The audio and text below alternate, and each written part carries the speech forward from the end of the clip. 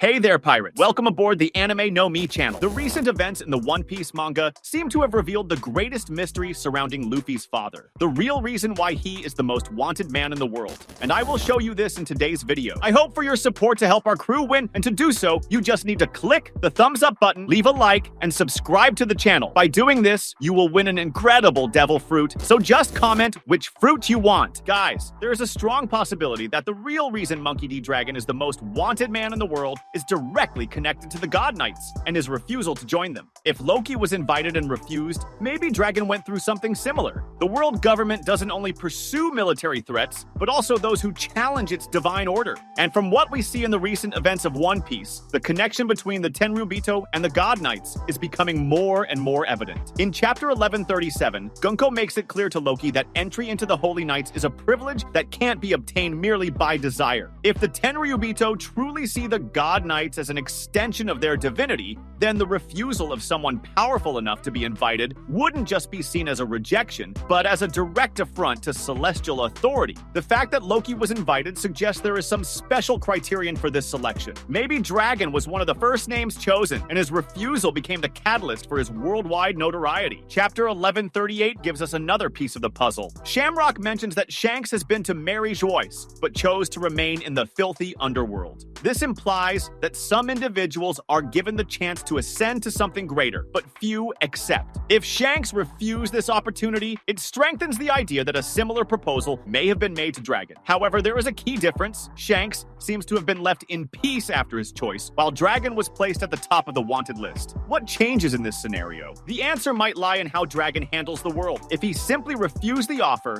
and went on with his life without interfering, maybe the world government wouldn't pursue him so relentlessly. But Dragon didn't just refuse, he founded the Revolutionary Army and began acting against the very system the God Knights represent. He didn't just reject the proposal, he declared war on everything it symbolized. What if Dragon had accepted? He could have been one of the world's supreme leaders, with access to the true hidden power of the Tenryubito. This leads us to an interesting point. Why would they invite Dragon? If he were just an ordinary revolutionary, it wouldn't make sense. But Dragon isn't just any revolutionary. He is Garp's son and possibly someone with a past more connected to the secrets of the world government than we realize. There's a chance he possesses special blood, something that qualifies him to be among the gods. Maybe he has a lineage as powerful as Loki's, which would explain the attempt to recruit him. Or perhaps Dragon knows the true origin of the Tenryubito and the God Knights, something that would make him a target to be silenced. Another curious point is the relationship between the God Knights and the Celestial Dragons. Shamrock and Gunko show disdain for Loki, treating him as an inferior creature, yet at the same time offering him an opportunity to become a deity. This indicates that the God Knights are not just a military force, but something beyond that. Maybe they are those who ensure the purity of the Tenryubito lineage, or even those who decide who can ascend to that position. If Dragon refused this ascension, then he didn't just become a rebel, he became a traitor to the very concept of divinity that the world government preaches. If we look at how the world government treats its enemies, we see a brutal difference between someone who simply causes trouble and someone who becomes a true symbol of resistance. Pirates can be hunted, but they are accepted as part of the game. Revolutionaries are another story, and Dragon isn't just any revolutionary arts, he is the personification of the greatest fear of the Tenryubito.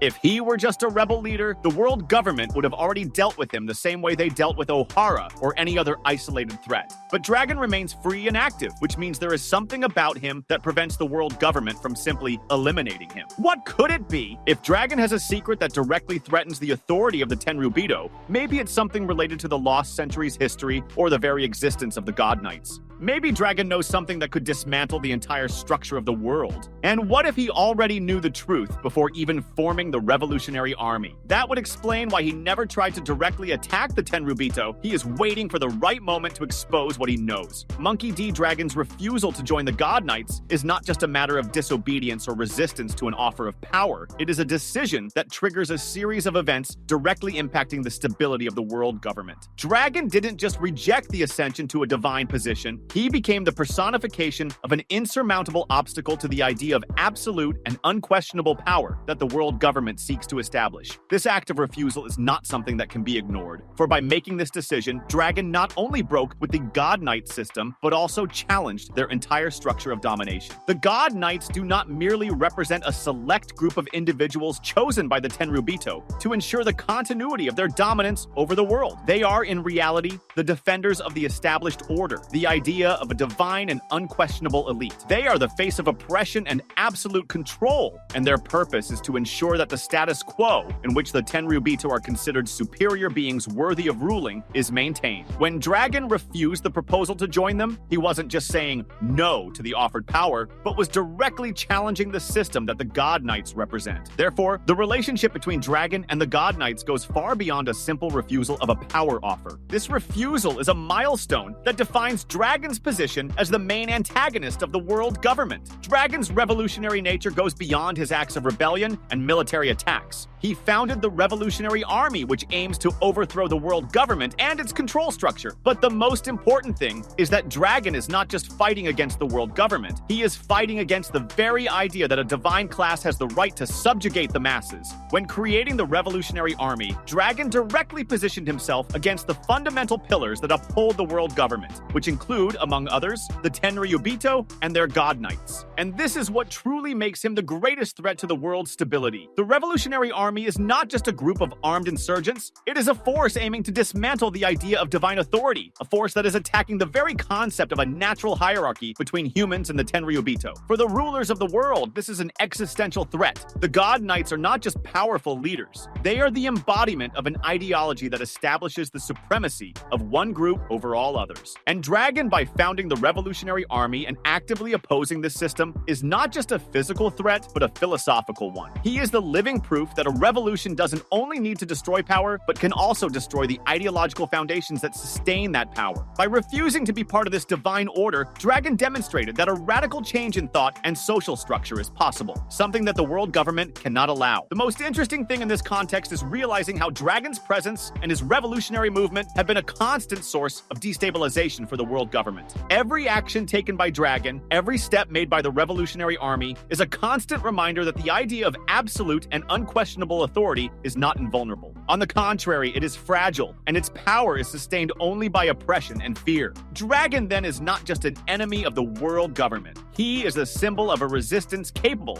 of overthrowing not just a regime, but the entire idea of a system based on the oppression of one group over others. Furthermore, the idea that Dragon may have privileged knowledge about the darkest secrets of the world government and the God Knights adds another layer to his threat. If Dragon knows something that could destroy the facade of divinity and superiority of the Tenryubito, he is not just a revolutionary leader. He is someone who holds the power to expose the truth behind the entire power structure that keeps the world government in control. This is not something the world government can allow in any way, as it would mean not only the fall of their power, but also the disintegration of their legitimacy. Dragon's true threat does not lie only in his revolutionary army, but in what he represents. He is the bearer of the idea that people have the power to change the system, that there is no natural order that must be followed, and that the Tenryubito are not gods, but mere humans who imposed a false notion of divinity on the rest of the world. And this is something the world government and the God Knights cannot accept. They need to maintain this order of oppression, and anyone who challenges this idea, as Dragon has done,